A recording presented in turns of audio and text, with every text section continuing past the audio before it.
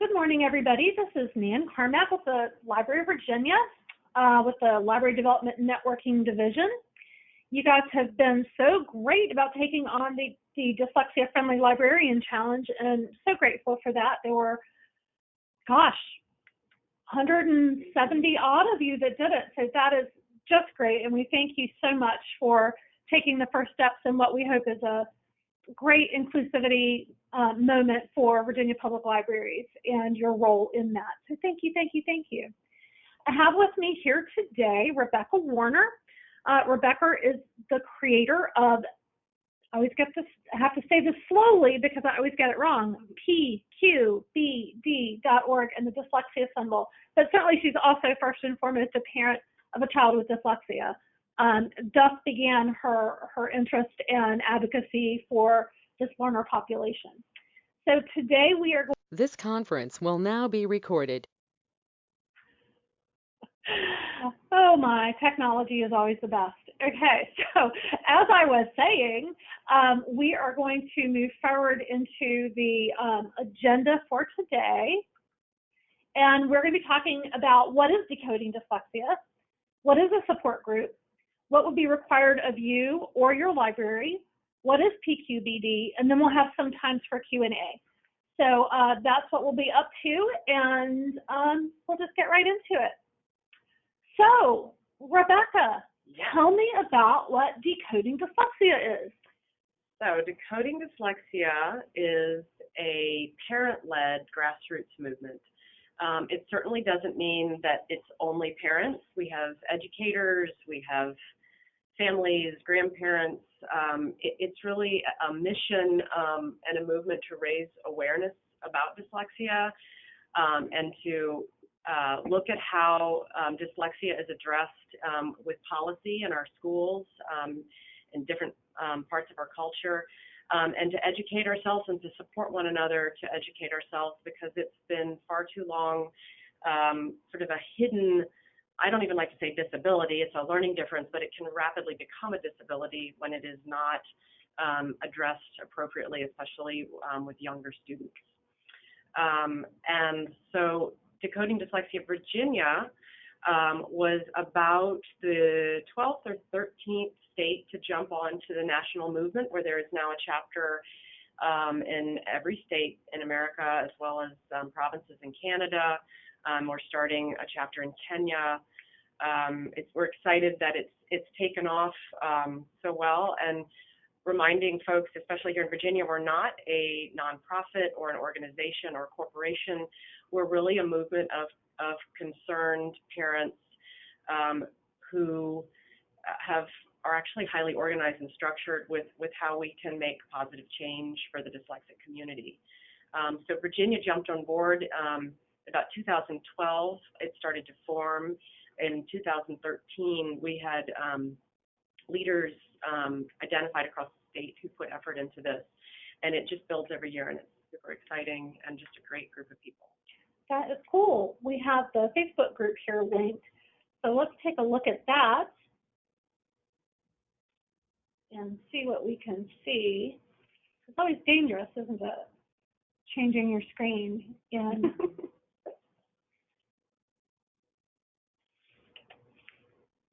bear with, folks.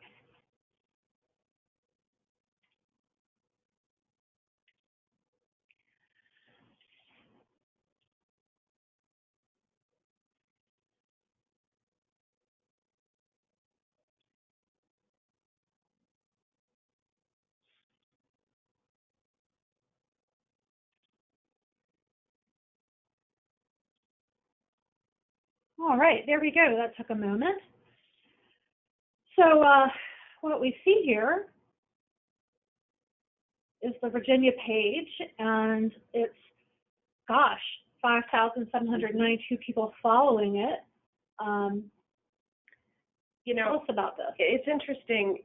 It's not that dyslexia was just invented. When you look back over the decades, even in the 40s and 50s, educators Orton and Gillingham were putting together a multi-sensory structured literacy approach to education. There's many organizations that have come out of trying to understand and identify best practices and methods and what dyslexia is.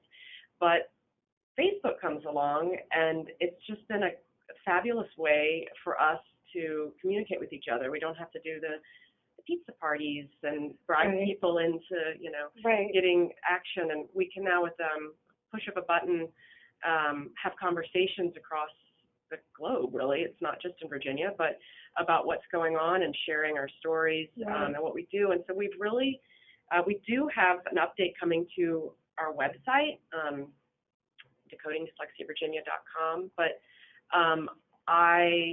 I think the Facebook page is where we still want to focus, as there's a blog and there's links there to get you to the website and to more resources and information. But it's just been a fabulous tool for the movement, and I think it's really enabled us to make the changes in the laws that have come into play in the last several years, and helping us bolster how we raise awareness. Fantastic. As we've scrolled through here, I've noticed all of the wonderful things. A parent has asked a question, and here's a great place for people to respond. And that is the beautiful thing about Facebook. If you have a question, you may not know somebody else who has a child with dyslexia, but here's a whole community. And then also just additional resources and information. Kind of research behind it. So this is a really great resource. And then I also noticed the meeting happening in Loudoun County, an announcement there. And look, it's already happening at the public libraries in Loudoun County. So that's fantastic. Yeah, it's really, there's no desk where someone's going to answer your phone call. Again, we don't have brick and mortar. We don't have a corporate structure. What we're about is helping people help themselves. And I think this is where, I've held a meeting at my local branch library now with my friend Cheryl for, 6 years now. And that space has been fabulous. We moved around from restaurants and coffee shops and trying to engage with folks, but we wanted it to be accessible and available to all. And not a place you had to buy something. Exactly. And the library is the first place we all went when we were having issues with our children. So it just seemed a very natural fit. Fantastic. Okay, so we'll just move right on to again, here's another not a marketing piece, but an information piece about what decoding dyslexia is. Is there anything you want to share particularly about this slide? Yeah, I think this is the opportunity as a librarian. I don't know if the librarians realize how important they can be in this movement. Again, being one of the first stops that so many of us make. And the little picture of the superhero there is this is your opportunity to be a superhero. And you might not realize that it's not just the parent, it's the parent and the child. And we're trying to help the child, but a lot of the parents don't understand what's going on. All they know is, I hate the term struggling reader. It sounds so negative, but that's what's happening. And you walk in and you don't know about dyslexia. You don't know about structural literacy. You don't know about how ADHD is a comorbid piece of that. Everything that was in our challenge has maybe not been really thought through by these parents. And this is the superhero moment where this librarian can step in and, literally save this family's life and make an impact that I don't even know if the parents will realize it in this moment in their upbringing with their children, but I promise you they will reflect on it later. And I think back, and it was my pediatrician who sent me here, and it was the librarian at Bonnier Elementary. She looked at me and gave me some advice, and I remembered that. And so I feel like this is an important message with this slide. Yeah. This is your chance to really make an impact. And oftentimes we don't realize how enormous an impact that is. Right. Like we think, oh, it's just another reference question. Yeah. But in fact, for a parent of a child with dyslexia and understanding that, it is a day-to-day survival thing. And it's not parents. just my kids having problems reading. They don't like to read. Right. Like, how do I get them to read? What interesting books do you have about reading? And I just hope that the librarian will just pause and go like, I wonder if it's not that they don't like Harry Potter and getting involved in a story, but maybe they have some issues with dyslexia, and there might be some great, books on tape, and there might be some, a story session that we have coming up that they could be read to. And then once they are motivated and love, like my son loves books, and it was very, there was a lot of emotional stuff going on with him because he couldn't participate in the battle of the books the same way. And once we introduced that books on tape, it was life-changing for him. That's awesome. Yeah. And then the current research, of course, showing that listening to a book does the same thing for your brain as reading a book. Right. It takes away that, well, you didn't read it, you just listened to it. And it's not a valid argument. Early intervention, these parents are coming in when they've got little kids because they're not saying the alphabet, and think if this librarian said something when they're 4 or 5, pre-K, kindergarten, that's the perfect time to get them and the families aware, like, hey, maybe we need to take this direction. Well, you and I both get pretty excited about talking about this, so we did get a little off track there, but informational nonetheless. That's why I wanted that. That's great. So our next slide is, we're here to talk about what can libraries do to host a Decoding Dyslexia support group. So let's talk about what is a support group. Tell me about that thing. Yes, and I will say the term support group, there's times, people might call it something different, just a meeting, a chat, but a support group is really what it is, so I think that's why we chose this verbiage. But it doesn't have to be a super structured, always having speakers and handouts and flyers, and it can be as simple as, and some of our most powerful meeting has been a group of parents coming together and sharing their story. So it would be a parent, a teacher, someone who's wanting to support what Decoding Dyslexia is doing, to come to the library and host that platform and that space to have that conversation. Right. So we have the who, what, where, whys there on the screen, so it doesn't necessarily bear reading them. But I guess, as a librarian working in a public library, I'm thinking, well, this just sounds like any public group that might come use our community room. And that's true. It is. But what we're hoping is that librarians go, oh, look, this is a Decoding Dyslexia group. Here's our opportunity to be that extra resource that they may not realize that a library could be. Just because Decoding Dyslexia is on if somebody called and said, hey, I want to have a meeting room, I'm going to have this meeting, the librarian can go, oh, and then compile the resources. So, we see what the support group is. And so what is the library's role? And I think that main thing is that welcoming space, because parents and caregivers and educators of kids with dyslexia face so many obstacles already. It's like, what can the library do to pave that way? And if a DD parent or educator comes in and says, I want to reserve a room, and what does that mean? And most libraries are going to say, well, what do you want the room for? And then when it says Decoding Dyslexia, when the person says Decoding Dyslexia, I'm hoping a light bulb will go off, and librarians will be able to really, smooth the way for reserving space and communicating about setup needs, facilitating tech needs where there may be some, whether that's like a projector or an overhead. And most libraries have policies about what they do and don't loan, but this is where a librarian could really take an extra step, certainly through spreading the word through in-house flyers and calendar exposure and social media, if that fits within your social media policy. But main deal for me would be for librarians to identify library resources that would be helpful to Decoding Dyslexia. If you're coming to the support group, you need support. Yes. And that's what libraries are for. Yeah. And all of you are listening, you took the Dyslexia Friendly Library Challenge. You already now are aware of a ton of resources. And maybe that looks like producing a resource list that's specific to your community.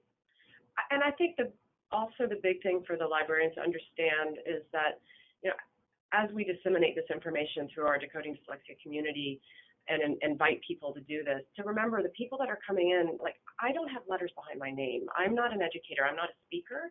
I'm not a graphic designer where I can produce a bunch of things. I'm a concerned parent who's trying to do something for my kids, and to recognize that the person coming in might be a little intimidated by what it means to hold a meeting.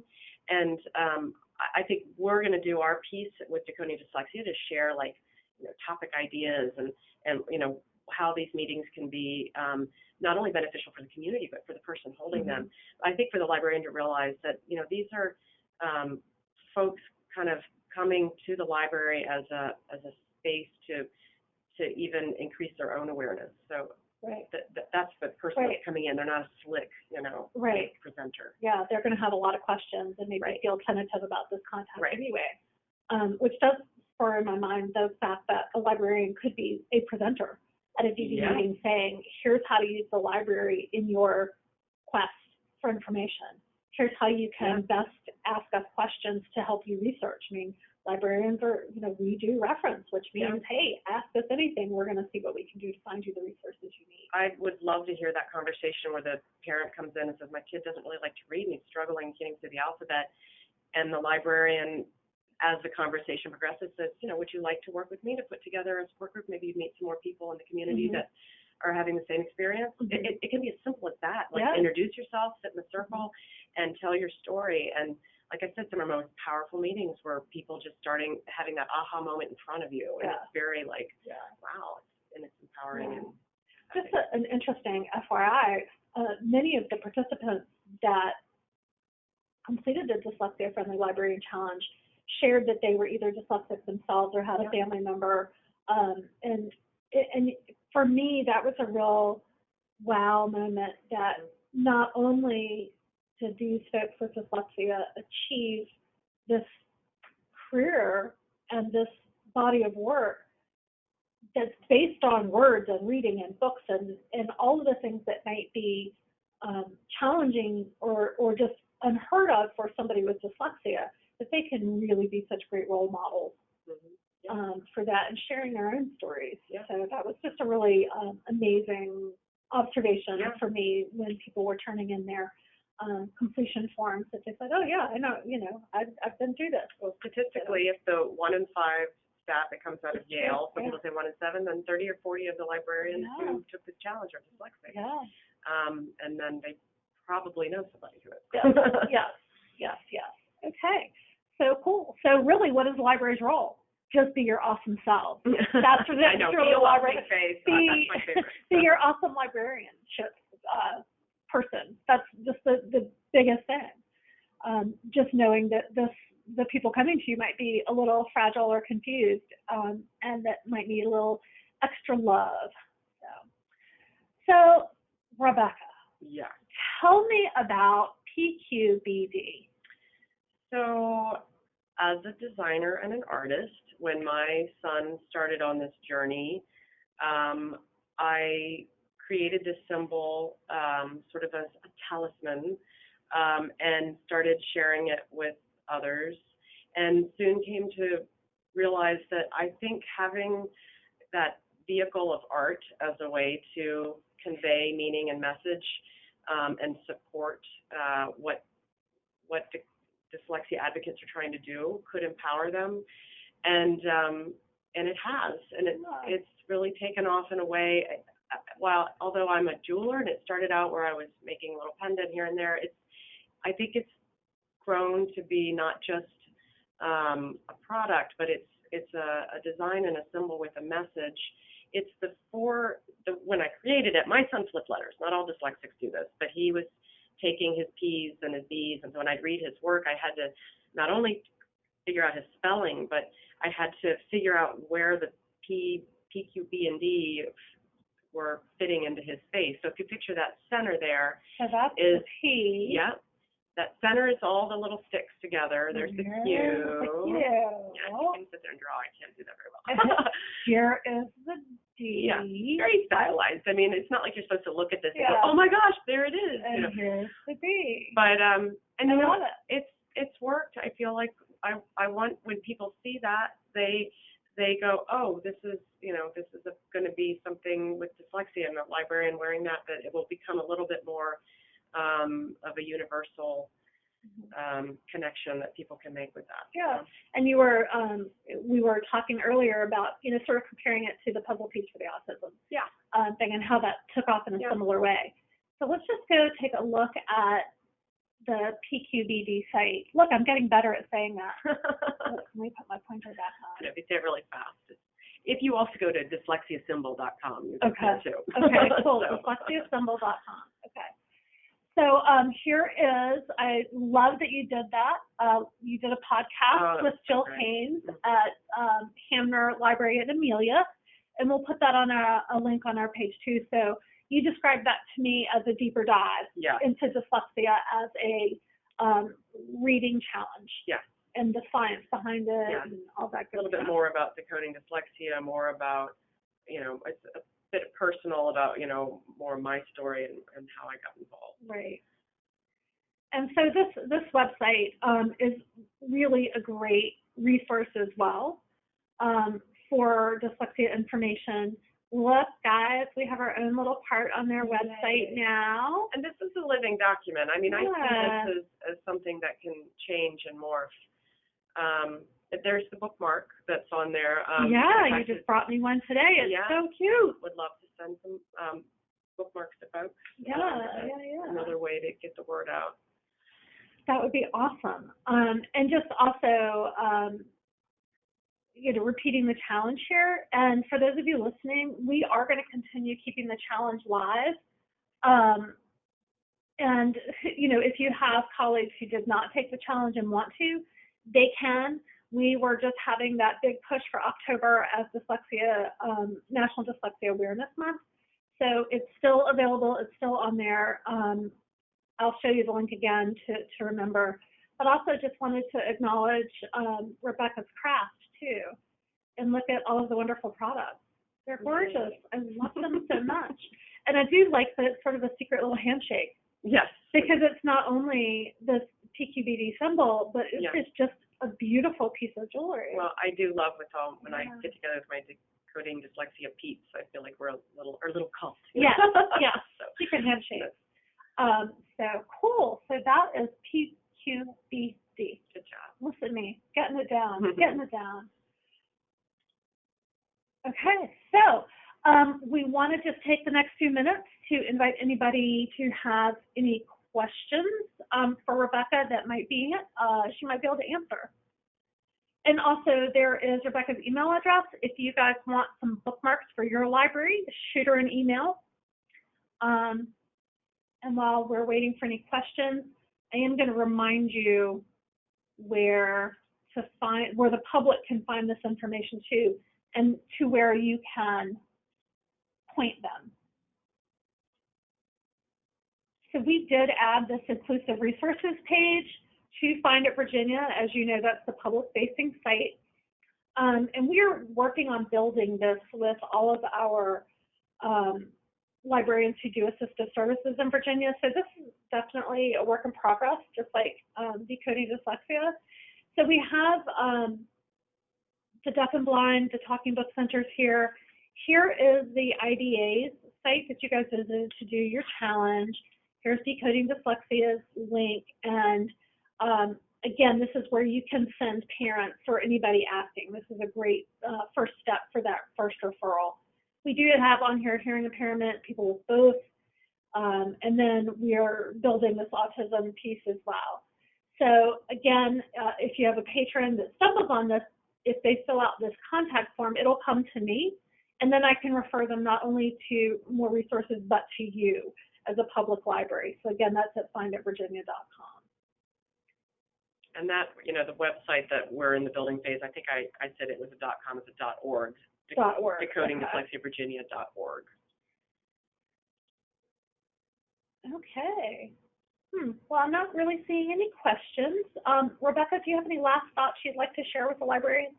I mean, just overwhelming appreciation. I cannot tell you enough how devastating it is to have a your brilliant child not in the flow of what the other kids are doing, and to watch them crumble with their emotions. And I think for me, that's always my mantra that I end with, that you can have the best teacher, the best program. It's, if you shut down emotionally, you've kind of lost that kid.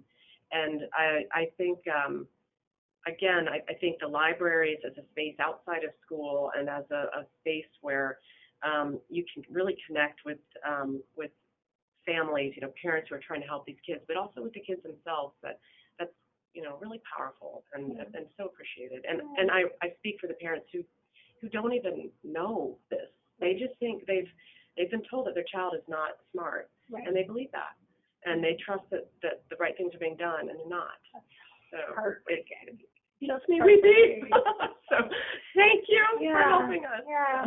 But I guess I just want to conclude with what happens next for libraries, and what really is going to happen next is that people who are already participative with you are, maybe approaching the libraries, because now we've been letting them know, go to your library, go to your library. So this group may well hear more from your community, right? So CD participants may be coming to you and say, hey, I hear you now know about Decoding Dyslexia. We want to have a support group. What can we do together for our community? Yeah, absolutely. So anticipate that. And I think we're also hearing from other libraries around the country, too. I mean, I've had libraries reaching out, how do I get this going in my state? Yeah. So, I mean, I hope this is a takeover, and it starts in Virginia, with librarians in Virginia, and it has an outreach. And, even with, I just got an email yesterday from the woman I've connected with in Kenya, and she's, help us here too. Absolutely. And so that's, some work that for you guys' benefit, the work that Rebecca and I are doing together is including, we have a goal to write an article for public libraries, the periodical from PLA. And we've also tossed around maybe trying to do a session proposal for ALA 2021, since ALA 2020 is already all set.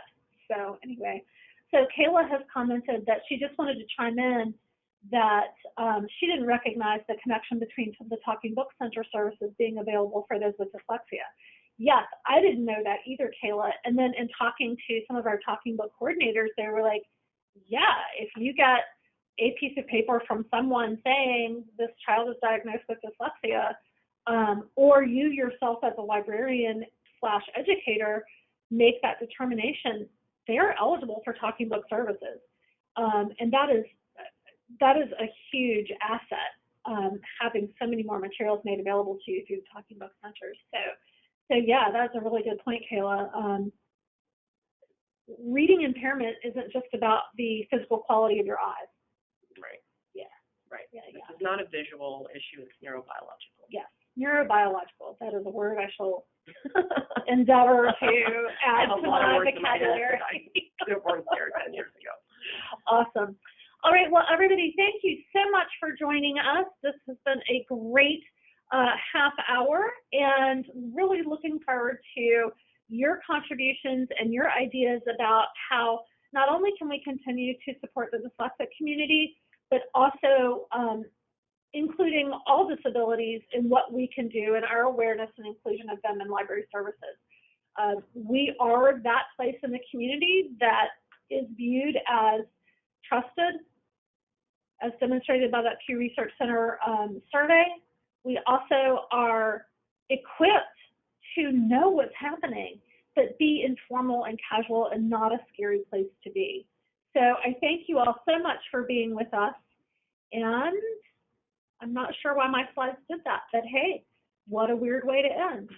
All right, everybody, thank you so much.